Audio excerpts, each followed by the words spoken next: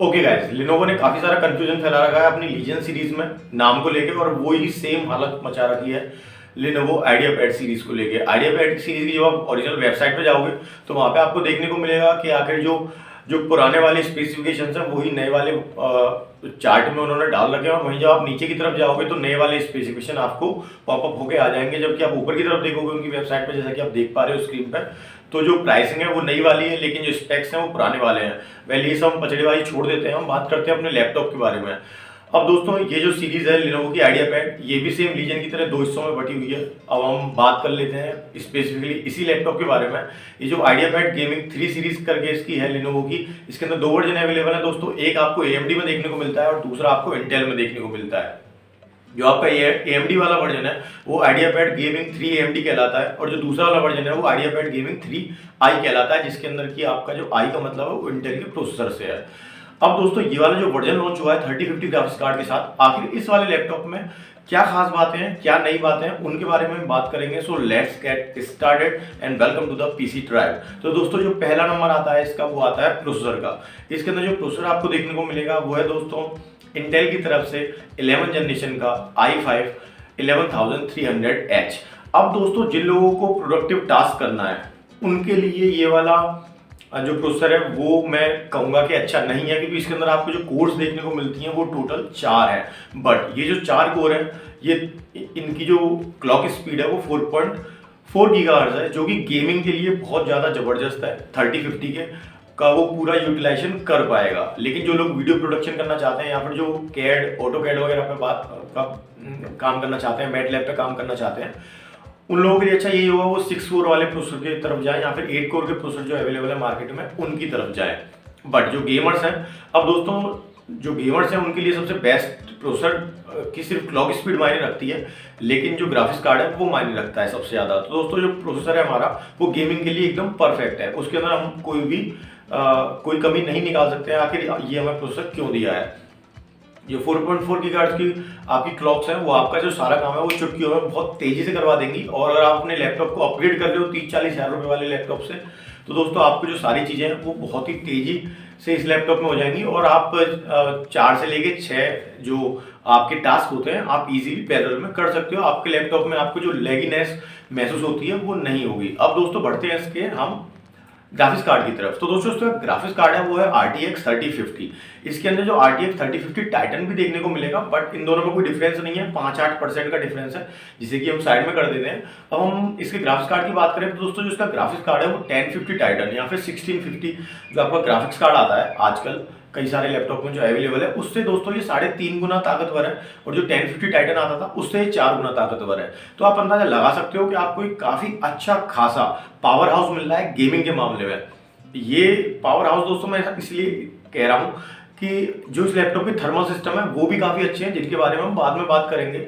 और दोस्तों, इन दोनों चीजों को, प्रोसेसर और ग्राफिक्स कार्ड को सपोर्ट करने के लिए हमें इसमें देखने को मिलती है DDR4 3200 मेगाहर्ट्ज की रैम। ये जो 3200 मेगाहर्ट्ज की रैम है ये सिर्फ 2966 मेगाहर्ट्ज सपोर्ट करता था इंटेल 10 जनरेशन तक, लेकिन जो 11 जनरेशन इस बार आई है उसके अंदर जो कॉन्फ़िगरेशन है वो काफ़ी अच्छा दिया है 3200 मेगाहर्ट्ज का, जिसकी वजह से आपको जो गेमिंग में 5 से लेकर 10% का और बूस्ट मिल जाएगा FPS के अंदर। आपको जो इस लैपटॉप में देखने को रैम का साइज मिल रहा है वो सिर्फ 8 GB का है, लेकिन अच्छी बात यह है इसमें भी काफी सारा कंफ्यूजन है कि इसके अंदर सिर्फ एक ही स्लॉट दिख रहा है। जैसे कि एक जो रिव्यूअर है उसने ये डाला है कि इसकी जो टास्क मैनेजर में आप जाके देखते हो इसके रैम स्लॉट को तो आपको सिर्फ 1 दिखाई देता है, लेकिन ऐसा नहीं है। इस बात को मैंने पक्का कर लिया है कि इसके अंदर आपको पिछली बार की तरह 2 रैम स्लॉट देखने को मिलते हैं, तो इजीली आप इसे 16 GB तक अपग्रेड कर सकते हो। बस ये इसकी डिमेरिट है। और दोस्तों, ये जो डिमेरिट है ये हमारे लैपटॉप की ना होगी, प्रोसेसर की होती है। तो जो हमारा प्रोसेसर है 11300H ये सपोर्ट करता है सिर्फ मैक्सिमम 16 GB को। तो रैम की तरफ से भी आप 8 GB वाला मॉडल लेके आप इजीली अपग्रेड कर सकते हो उसे 16 GB में, तो वो कोई दिक्कत वाली बात नहीं है। अब हम दोस्तों बढ़ते हैं इसकी डिस्प्ले की तरफ। तो दोस्तों, जो इस बार हमें डिस्प्ले देखने को मिली है वो सच में गेमिंग का स्टैंडर्ड हो गया है हमारी गेमिंग इंडस्ट्री में, उसके हिसाब से देखने को मिलती है 120 हर्ट्ज की डिस्प्ले। लेकिन इसका घाटा ये है कि आप इसे 60 हर्ट्ज में कन्वर्ट नहीं कर सकते हो जो आप अपने लैपटॉप को बैटरी पे चला रहे हो। तो जो हमें पिछली बार बैकअप देखने को मिलता था 7 से लेके 8 घंटे का, वो इस बार सिर्फ हमें 5 घंटे का मैक्सिमम देखने को मिलेगा। तो ये वाली इसकी अच्छी बात है। लेकिन इसकी जो ब्राइटनेस है वो पिछली बार 200 निट्स की थी, इस बार 250 निट्स की होगी। अब 250 निट्स की जो ब्राइटनेस है वो दोस्तों काफ़ी सही है आपकी वेब ब्राउजिंग करने में, मूवीज़ वगैरह देखने में। लेकिन जब आप गेमिंग करते हो, गेमिंग में कई बार आपका नाइट का सीन होता है या फिर कोई डार्क सीन होता है, तो उसमें जो 250 निट्स की ब्राइटनेस है वो थोड़ी सी आपको कम लगेगी, आपको थोड़ा आंखों पे जोर देना पड़ेगा गेम में खेलते वक्त। और वही जो गेमिंग स्टैंडर्ड की जो डिस्प्लेज आती है मार्केट में, उनका जो ब्राइटनेस है वो 350 निट रहता है, लेकिन वो 350 निट आपको फिर 1,30,000 1,40,000 के लैपटॉप में देखने को मिलेगा। अब हम दोस्तों बात कर लेते हैं इस लैपटॉप की एक बहुत ही प्यारी चीज़ की। पिछली बार तक आपको सिर्फ इस लैपटॉप में देखने को ब्लू कलर का कीबोर्ड मिलता था, जिसमें जो लाइट जलती थी वो ब्लू कलर की जलती थी पूरे के पूरे कीबोर्ड में।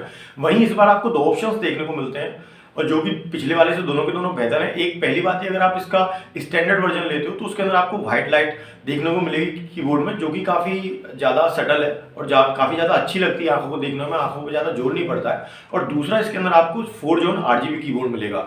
RGB कीबोर्ड वाली जो लाइट है वो आपको इसके जो टॉप वर्जन आता है i7 के साथ उसमें देखने को मिलेगी। वो अभी मॉडल लॉन्च नहीं हुआ है, अगर वो मॉडल लॉन्च होगा तो उसकी जो कीमत है वो लगभग 86 से लेके 87,000 के आसपास रहेगी, क्योंकि उसके साथ में आपको i7 भी देखने को मिलेगा।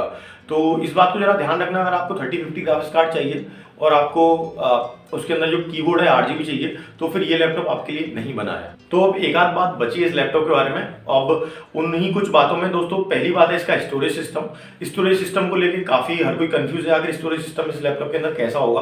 तो दोस्तों, एक तो जो परफेक्ट बात है इस लैपटॉप की वो है कि आपको एक जो SATA SSD होती है वो आप इजीली लगा सकते हो, जिसका जो स्लॉट है वो आपको एम्प्टी मिलेगा स्टैंडर्ड वर्जन में, और आपको M.2 जो PCI जो SSD आती है वो इसमें लगी हुई मिलेगी 512 GB की या 256 GB की, जैसा भी आपको देखने को मिलेगी। उसकी जो रीड एंड राइट स्पीड है वो लगभग 2.5 GB पर सेकंड तक जाती है, जो कि काफ़ी फास्ट है, और इससे ज़्यादा आपको कभी भी जरूरत नहीं पड़ेगी। गेमिंग लोड होने में आप चाहे SSD लगाओ 500 MB पर सेकंड की या 250 या फिर 2.5 GB पर सेकंड की, आपको जो लोडिंग स्पीड होती है गेमिंग की उनमें ज़्यादा फर्क नहीं पड़ता है। उनमें मुश्किल से अगर कोई गेम 10 सेकंड में लोड होता है तो SATA SSD में, तो आपका जो PCI SSD होती है उसमें 9.5 सेकंड में या फिर 9 सेकंड में लोड होगा। तो जो लोडिंग स्पीड है वो काफ़ी ज़्यादा होती है, जिसकी वजह से लोडिंग के मामले में कन्फ्यूजन बिल्कुल भी नहीं आपको लेना है इस मामले में। और वहीं हम बात करें दोस्तों इसके वो स्टोरेज स्लॉट्स की, तो दोस्तों जो इसके अंदर आपको स्टोरेज स्लॉट्स देखने को मिलते हैं ना, वो पिछली बार के लैपटॉप में 3 थे, लेकिन अगर आप 2 M.2 SSD लगाते थे पिछली बार और एक हार्ड ड्राइव की बे में लगाते थे SATA पोर्ट में कुछ, तो आपको जो एक SSD होती थी उसे निकालना पड़ता था।